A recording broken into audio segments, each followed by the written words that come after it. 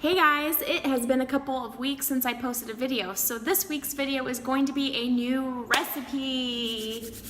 That's coming up right now.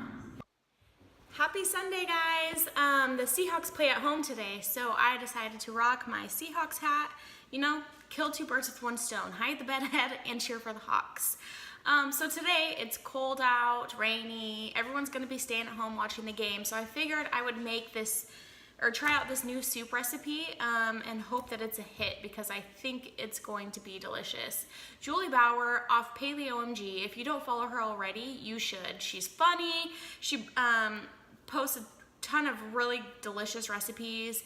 She's more like a lifestyle blogger now than just a recipe blogger, so she's also posting a ton of cute clothes, her favorite beauty products, all of that. She's awesome. You should go follow her. But last week on her blog, she posted a new soup recipe. It's her Instant Pot creamy gnocchi soup.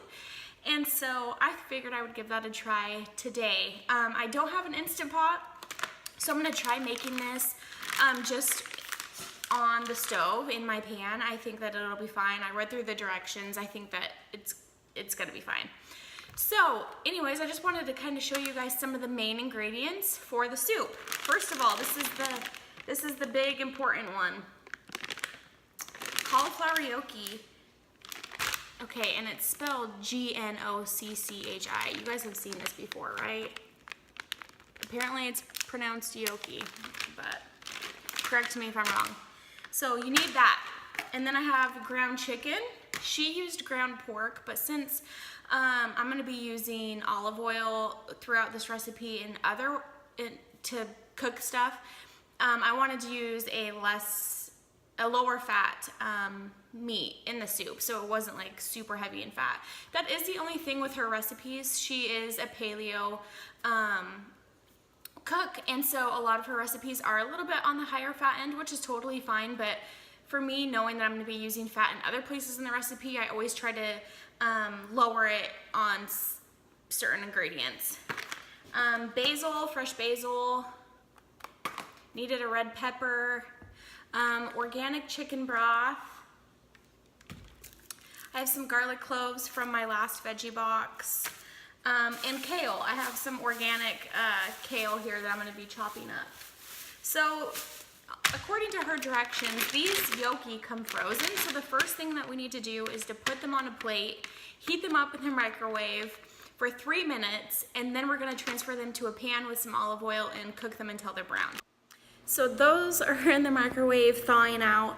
I put 2 tablespoons of olive oil in a pan, and as soon as those are done in the microwave, I'm going to transfer them to a pan and cook for 15 minutes just to brown them. So she said to flip them halfway through. So while all of that is going, I'm gonna start cooking my ground chicken to get it ready for the rest of the soup. I'm cooking my ground chicken right now, but I just wanted to pop on here and ask you guys, do you have one of these? These are from Pampered Chef, and I bought mine literally 7, 8, maybe close to 9 years ago, but I believe they still sell them, and this has been one of the most used items in my kitchen. It's really, really handy for when you're cooking anything ground up, so like ground chicken, ground beef, whatever. So yeah, the whole time you're cooking it, it's just a really easy way to break up your meat and make sure that it doesn't cook in big chunks. Gotta get yourself one of these. So here's what the cauliflower gnocchi look like after they've been in the microwave. I'm gonna be putting them into that pan now and browning them for 15 minutes. About halfway through, I'm gonna flip those in a couple minutes, but they're cooking nicely.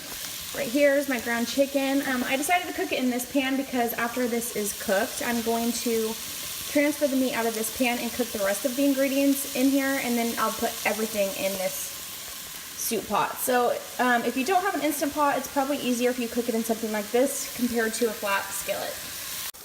So that's our cauliflower gnocchi about halfway through. They're browning up really nice. I just transferred the cooked meat into this, and now I'm gonna come over here and add the rest of my ingredients to the pan. So we're gonna use this entire thing of 32-ounce organic chicken broth. Just gonna add that.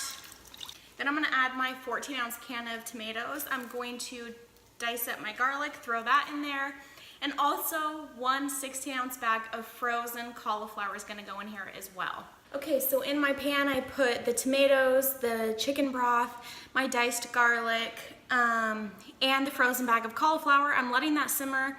Actually, I have that on high on the oven right now because you want all of that to get really hot, and then we're gonna blend that together. While that's cooking, I'm gonna dice up my red pepper and my kale, because after you blend that together, you add the red pepper and the kale and simmer it all together again. I transferred everything to the blender. I'm getting ready to blend that up, and then I'm going to add the peppers and kale and the sausage, and then let it simmer on the pan for a little bit longer.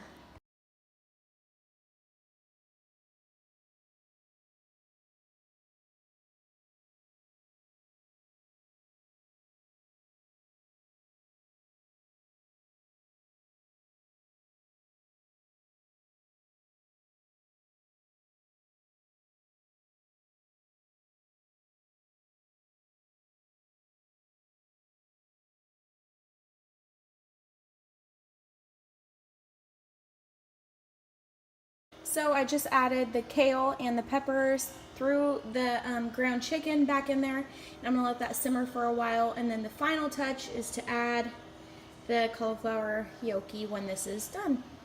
Here is the finished product.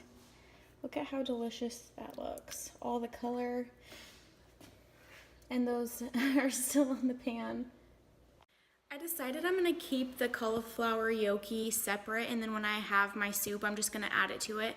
I'm not sure if they'll get soggy in the fridge by putting them in the soup right now, so I'm just gonna keep them separate, and I'll add them however many I want, depending on the macros I have. I'll just add them to the soup when I'm ready to eat it. But it is really good. It has really awesome flavor. I think this is going to be a new favorite for you guys, so I hope you enjoy. One other thing I wanted to talk to you guys about before I end this video is the holidays. You know, there's a lot of concern around the holidays. We have a lot of clients that are a little bit stressed out, or just even friends and family that love the holidays, but they head into them a little bit worried because they gain weight throughout this holiday season. It's pretty normal, but that doesn't have to be your normal. We want to break that cycle this year. So something that I like to coach my clients, and that I also follow myself, is when it comes to the holidays, I pick the day that I'm going to celebrate, and that's what I stick to. So for Thanksgiving, I stick to, you know, on Thanksgiving, if that's when we're going to be celebrating it, I indulge a little bit that day, and any of the other days, I leave all the other crap, you know, alone. Same with Christmas. You know, we pick the day that we're going to have our Christmas dinner. I'll have some dessert. I'll indulge. I'm not going to track. I'm not going to stress about it. But then the other days, I pick right back up and stay on plan.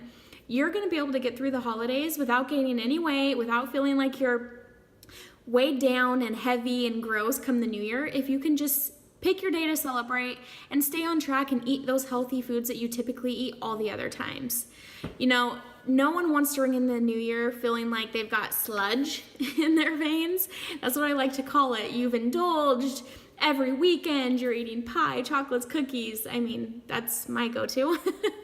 And then the new year comes around and you feel like you have to do all this damage control because you just had 2 months of feasting. Don't do that. Keep your eye on the prize. Remember your why. Remember why you created these healthy habits in the first place, and then enjoy those, you know, indulgences on the days that you choose. So on Thanksgiving, if that's your day, that day, not the day after, not the day before, not the 3 weekends before. Same with Christmas. Just pick your day, enjoy it, don't stress about it, and you can get back on track the very next day. I hope that you guys like that recipe, and I hope that you guys have subscribed to our channel. If you haven't subscribed yet, do that now. You don't want to miss any of the future things coming. We have some really fun Christmas videos coming up for you guys. So, and if you have a request for a video that you would like to see, make sure you leave it in the comments below. We love to get ideas from you guys on what kind of videos you want to see. Anyways, thank you for watching. See you next time.